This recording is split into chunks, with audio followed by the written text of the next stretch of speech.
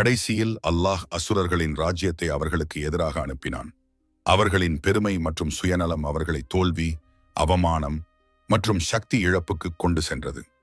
எல்யாசா அலைஹிஸ்ஸலாம் காலத்தில் அங்கிருந்து வெறுப்புடன் வாழ்ந்த பாவக்காரர்களின் உடல்கள் புதைக்கப்பட்டு அழிந்து போய்விட்டதன் பிறகு மட்டுமே மக்கள் அவர்களது நபி அருகில் திரும்பி மீண்டும் நம்பிக்கை கொண்டு அவருடைய கட்டளைகளை பின்பற்றினர்.